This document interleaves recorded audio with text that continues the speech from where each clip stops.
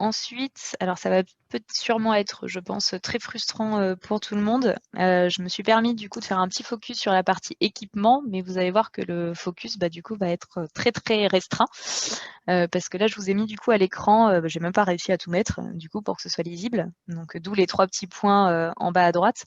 Toutes les différentes catégories qu'on peut retrouver dans la partie achat de biens.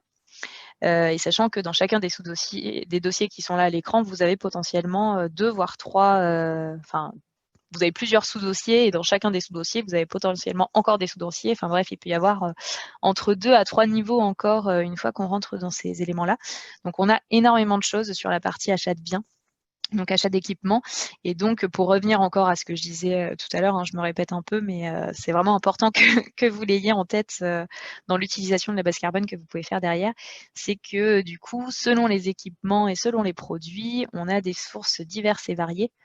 Des contributeurs divers et variés, des études récurrentes, des études qui ont été menées uniquement de manière ponctuelle, pas forcément sur toujours les mêmes périmètres, etc. Donc, il y a vraiment un gros point de vigilance à avoir en termes de comparabilité des données entre elles.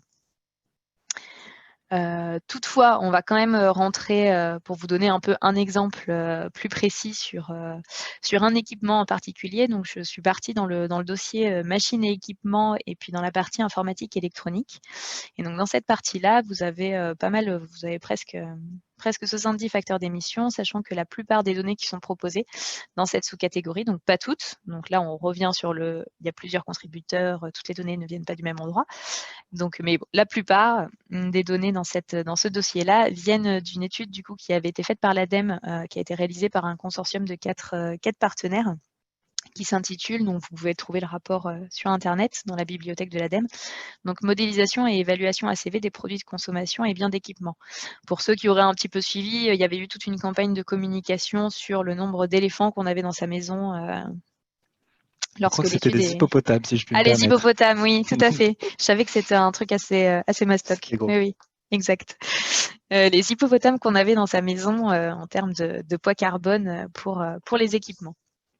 Donc, il faut savoir que là, je vais vous détailler un équipement en particulier dans cette catégorie-là, informatique et électronique. Mais donc, cette étude couvrait avait un périmètre beaucoup plus large. Et donc, elle couvrait 5 catégories de biens. Donc, les équipements qui sont à forte composante électronique, à faible composante électronique, des équipements de sport, tout ce qui était textile, habillement et chaussures, et puis du mobilier. Sachant que, bien évidemment, pour chacune de ces 5 catégories, on n'a pas forcément couvert l'étendue du champ, mais il y avait seulement quelques équipements et quelques textiles et mobiliers qui avaient été pris à partie pour pouvoir sortir des données génériques.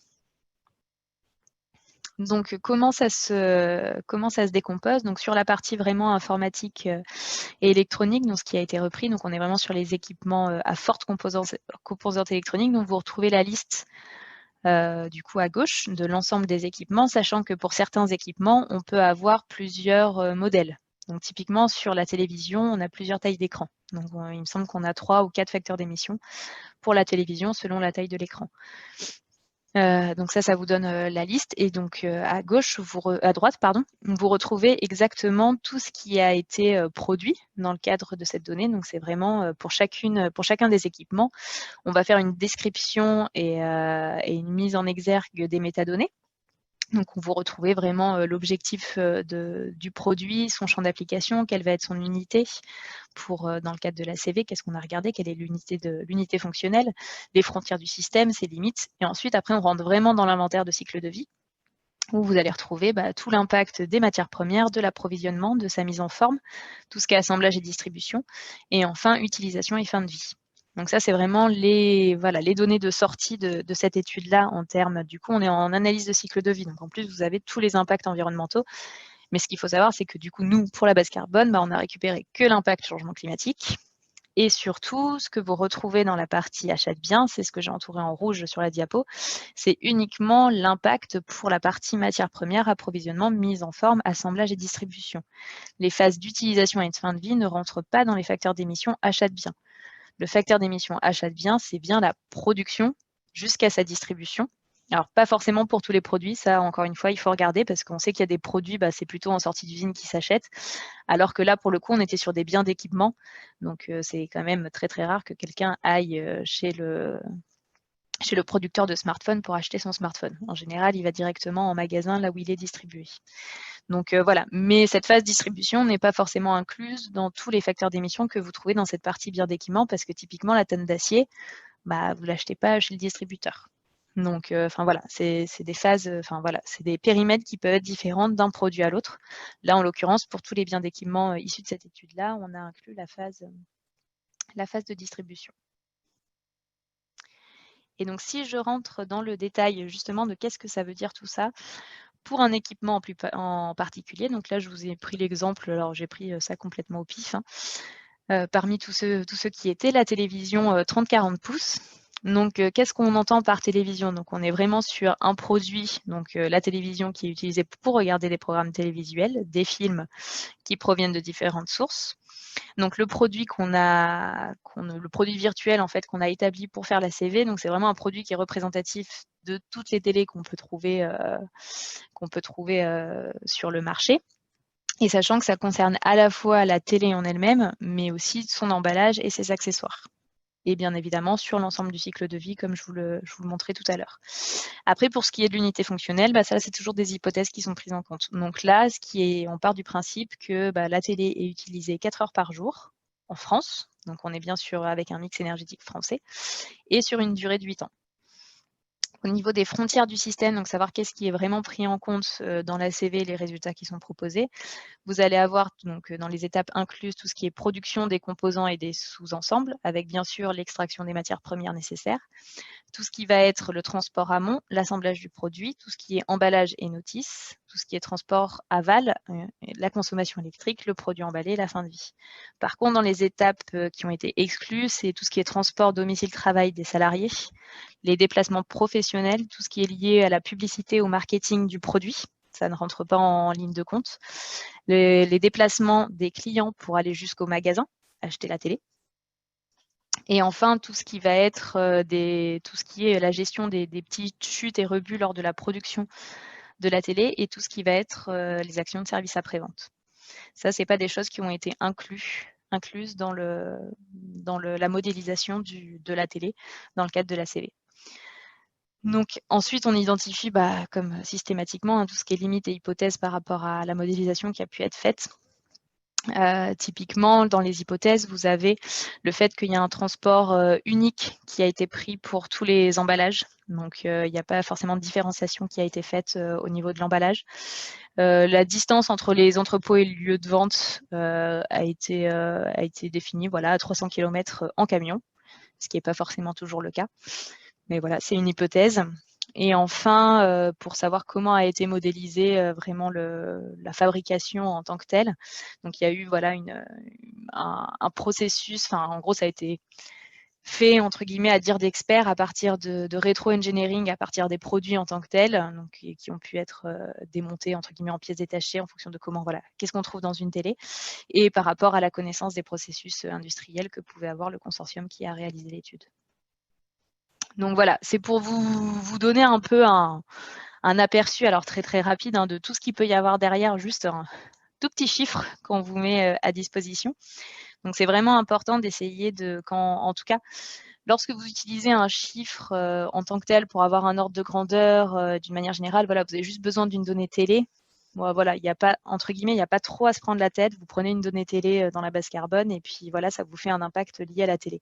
Par contre, dès que vous voulez commencer à rentrer dans de la comparaison de produits, donc vraiment comparer, typiquement la télé par rapport à l'ordinateur ou même la télé 30 pouces par rapport à la télé 50 pouces, etc. Là, ça nécessite vraiment de rentrer dans le détail des hypothèses. Et pour vraiment s'assurer que déjà, le chiffre que vous avez, est-ce que c'est issu de la même étude? Déjà, si c'est issu de la même étude, vous pouvez vous dire qu'il n'y a pas trop de soucis, logiquement. Ça a été fait de la même manière, donc c'est plus ou moins comparable. Si c'est de 2 études différentes, là, ça nécessite vraiment de regarder plus dans le détail, comment ça a été fait, les hypothèses qui ont été prises en compte, quelles sont les phases qui sont incluses, non incluses, etc. pour être sûr que vous ne comparez pas des choux et des carottes. Mais encore une fois, voilà, je voulais détailler un peu avec vous sur toutes les hypothèses qu'il peut y avoir derrière. Et encore là, on n'est pas en plus rentré dans le, dans le détail des facteurs de caractérisation qui sont utilisés dans le modèle ACV, etc. Ça, c'est encore un autre pan assez énorme dans la boîte de Pandore qu'on va éviter d'ouvrir. Mais voilà, c'était plus pour que vous puissiez avoir une idée un peu de l'ampleur des hypothèses et du travail qu'il y a derrière chacune des données et qui fait que ça nécessite vraiment de rentrer dans le détail si vous voulez pouvoir faire de la comparaison. Et du coup, je finis juste là avec trois petits points clés sur le fait que, voilà, je pense que je vais encore me répéter, mais c'est pas grave, sur le fait que les données dans la base carbone sont vraiment hétérogènes et qu'il faut systématiquement se rapporter à la documentation et creuser les hypothèses de construction avant de comparer des données entre elles. C'est vraiment très important. À partir du moment où vous êtes sur le même segment de produits, j'entends. Et encore une fois, de garder en tête que toutes ces données, elles ont vraiment été construites pour la réalisation de bilans GES, pour identifier les postes émetteurs les plus importants, pour pouvoir établir un plan d'action pertinent, et pas forcément pour faire de la comparaison de produits et faire de l'affichage environnemental des produits. Et enfin, je ne l'ai peut-être pas dit tout à l'heure quand je parlais du coup de la documentation qui était mise en ligne en parallèle de la base carbone. Notre principal enjeu, c'est de garder une documentation qui est à peu près lisible et qui n'est pas trop lourde. Donc, parce qu'on est déjà à plus de 300 pages, on rajoute des données, donc on rajoute sans arrêt des pages. Donc forcément, dans la documentation, on ne peut pas avoir le niveau de détail que je vous ai présenté là pendant la présentation sur tous les équipements. Donc en général, on met les liens ou en tout cas, on cite les rapports qui sont liés et qui sont publics et qui sont sur le site de l'ADEME. On essaye de mettre le plus possible d'informations pour que vous puissiez retrouver en tout cas les informations qui ne seraient pas écrites noir sur blanc dans la documentation de la base carbone.